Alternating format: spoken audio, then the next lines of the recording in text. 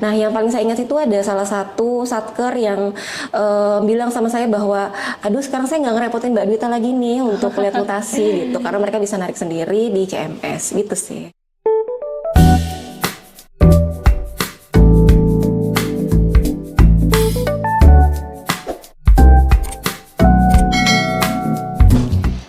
Sobat KPPN Sampit, kembali lagi di Bepander, belajar pelaksanaan APBN dengan obrolan. Udah lama nih kita hiatus dan akhirnya kita comeback, sekarang udah sampai ke episode kelima.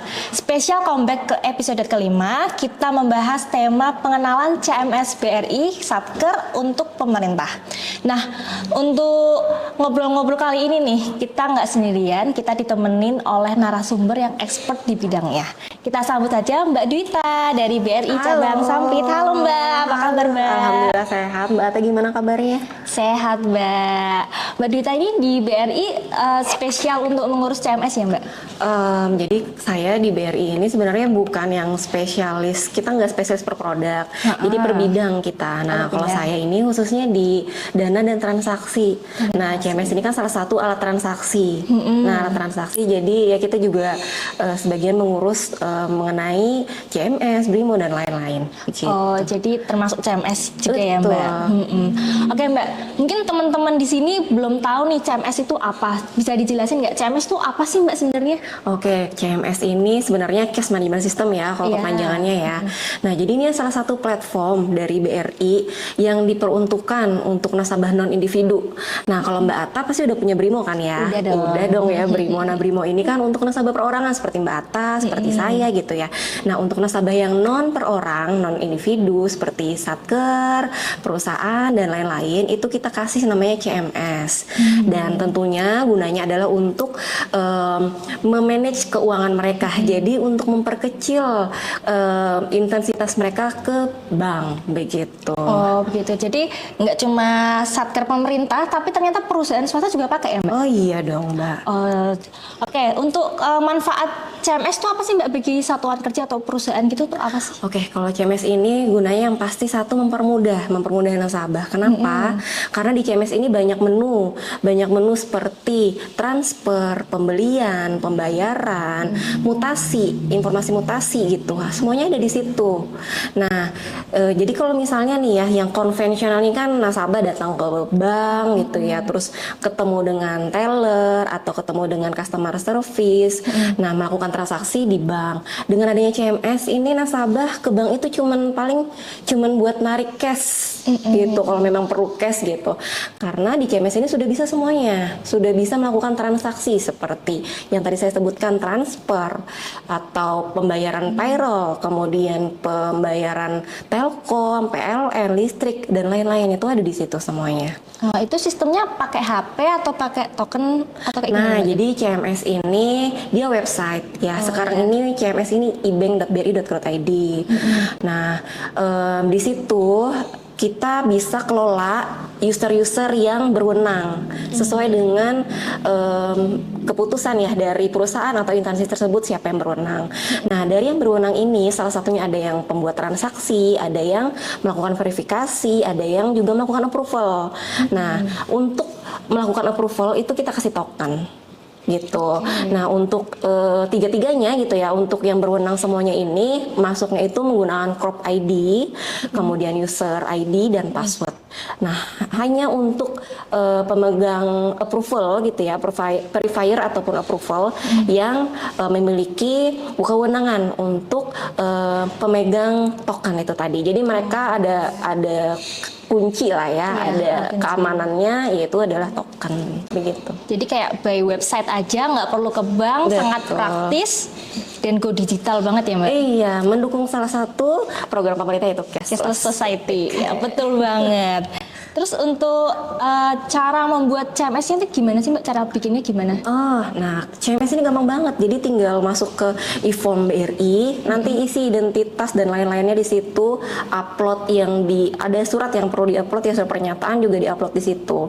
Nanti setelah dilakukan approval oleh BRI, nanti nasabah akan menerima email pemberitahuan bahwa registrasi telah berhasil.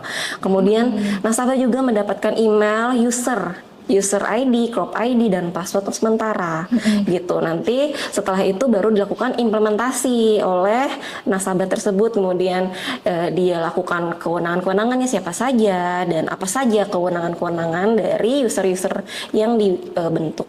Oh, untuk e-formnya sendiri tuh ada webnya gitu Mbak? Ada ifom.bri.co.id. ifom.bri.go.id. Iya. Oh, betul banget. Caranya gampang banget ya teman-teman. Kalau misalnya teman-teman belum punya CMS nih, tinggal masuk ke ifom.bri. ifom.bri.co.id. Nah, nanti kami tulis di sini ya teman-teman. Kalau yang belum punya CMS BRI bisa langsung regis ke situ. Nah, itu prosesnya berapa lama Mbak kalau pembuatan CMS itu? Dia memang untuk approval itu H+7 maksimal ya Mbak. Cuman biasanya nggak sampai 7 hari enggak. Jadi paling 1-2 hari itu udah ada jawaban Mbak dari CMS-nya, ada CMS-nya hasil registrasi gitu. Berarti kurang lebih 1 minggu setelah pengajuan CMS itu sudah bisa aktif dan bisa digunakan oleh Satker ya Mbak? Iya betul sekali. Oke. Terus untuk ada nggak sih Mbak cerita dari Satker tentang penggunaan CMS gara-gara kan mudah nih? Ada nggak Satker yang kasih testimoni kalau itu gampang, kalau CMS itu membawa ya mudah lah? Ya, jadi CMS sendiri ini udah banyak sebenarnya penggunanya di Kota Waringin Timur khususnya ya Mbak ya, apalagi Satker. Contohnya Ditpol Airut, Bawaslu, kemudian Lapas, Bapas, itu kebanyakan udah menggunakan CMS.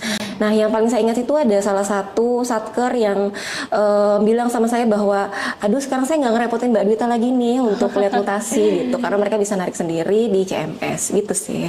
Oke, terus kalau misalnya kendala CMS di lapangan tuh kayak gimana Mbak? Nah, biasanya sih kendalanya tuh pada saat pertama kali implementasi, karena memang untuk pertama kali perubahan ke digital itu pasti ada penolakan yang pertama, terus yang kedua ini selalu ada kayak, aduh ribet gitu ya, rumit gak usah lah gitu ya kan.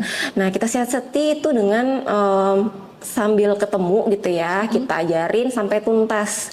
Terus kita minta tolong juga Satker itu user password itu juga ditulis gitu. Jangan mengandalkan ingatan, karena kita aja ya Mbak ya sudah sering lupa ya kan ya gitu. Jadi kami minta biasanya ditulis di kertas agar jangan sampai hilang begitu sih. Jadi kalau misalnya ada kayak kesulitan implementasi gitu, kita sih lebih memilih untuk ketemu. Karena CMS ini sulit kalau kita bicarain ya langsung gitu. Iya, jadi langsung enaknya praktek gitu ya Mbak? Iya, enaknya langsung face to face. Face to face, ya. Berarti kalau misalnya ada kendala, pihak BRI juga akan mengajari gitu ya Mbak. Betul, sampai tuntas gitu. Iya. Oke, untuk pengembangan CMS nih, kan aku denger nih ada yang baru nih, yaitu Kilola. Betul sekali. Bisa di-spill nggak Mbak? Kilola tuh apa sih? Mungkin teman-teman masih kayak baru-baru gitu. Iya. Jadi sebenarnya Kilola ini udah Mbak, sebenarnya udah jalan sekarang. Kilola ini salah satu inovasi dari BRI. Kenapa? Karena selama ini tuh nasabah BRI itu banyak banget nih aplikasi-aplikasinya gitu ya. Jadi sekarang dengan adanya Kilola itu dia jadi super apps. Karena di BRI ini nantinya di 2024 ini kita hanya ada 2 aplikasi kita, yaitu yang pertama Brimo, yang kedua adalah Kilola. Nah, Kilola ini nanti sudah menyangkut kayak misalnya untuk Satker itu ada cash card. Biasanya kan mereka pakai virtual ya, ada dashboard virtualnya sendiri ya. Dengan Kilola ini mereka bisa langsung di satu website, karena ada menu untuk khusus cash card yang digunakan untuk memanage virtual account yang Mbak yang mereka gunakan gitu untuk mengelola keuangannya. Jadi kalau Kilola juga by website juga ya Mbak? By website juga kilola.bri.co.id. kilola.bri.co.id. Jadi orang-orang sekarang langsung ke Kilola atau tetap pakai CMS pada umumnya? Nah, untuk Satker ini kan kebanyakan sudah pernah memiliki CMS. Nah, untuk nasabah yang pernah udah memiliki CMS itu nantinya akan dilakukan migrasi secara otomatis Mbak, migrasi dari BRI gitu. Sebagian memang sudah ada yang dilakukan migrasi, sebagian sudah ada langsung ke Kilola. Namun sebagian masih ada yang belum, masih menunggu antrian. Nah, untuk yang nasabah benar-benar baru baru yang belum sama sekali menikmati CMS maupun IBIS, kita punya juga internet banking bisnis. Itu dia langsung otomatis ke Kilola. Untuk yang new ya, benar-benar baru gitu new customer. Nah, kalau yang sudah pernah tadi, dia akan migrasi. Migrasi itu nanti dia otomatis menerima email, usernya itu menerima email bahwa Anda adalah pengguna Kilola bla bla bla bla. Dari dia kasih nanti alamat selanjutnya. Penggunaannya sama aja. Oh, penggunaannya sama aja, tapi lebih simple ya di Kilola. Iya, karena benar super sekali. apps gitu Super ya, Mbak? apps dia. Iya. Oke. Jadi lagi bertahap ya nih Mbak prosesnya. Bertahap, migrasinya udah mulai. Sudah mulai ya. Untuk satker-satker di Kotim ini udah mulai ke Kilola atau masih yang lama Mbak? Kalau yang di Kotim ini setahu saya masih CMS. Masih CMS. Masih Jadi lagi tahapan menuju Kilola juga ya Mbak? Iya, benar sekali. Oke, untuk yang terakhir nih Mbak, harapannya untuk CMS nih apa Mbak?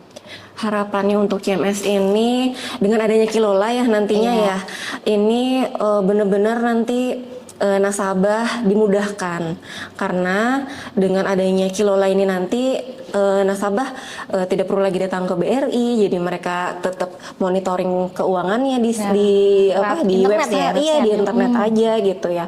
Dan semakin banyak customer yang sudah sadar bahwa Kilola ini membantu, bukan hal yang ribet, bukan hal yang menyusahkan gitu, malah ini adalah membantu gitu. Jadi biasanya sih baik omongan ya Mbak ya, dari A ke B gitu, bahwa gampang gitu. Biasanya kan para satker kan ngomong ya dari mulut ke mulut gitu, biasanya kayak gitu. Iya, memang kalau era digital ini kita tuh harus biasa ya Mbak, biar mudah. Makanya dicoba dulu, karena era digital ini kalau misalnya kita langsung ke bank tuh kayak makan waktu di jalan. Jadi mending kita go digital aja, pakai website, pakai Kilola, udah semuanya masalah transfer lancar gitu ya. Betul sekali. Dan juga aman.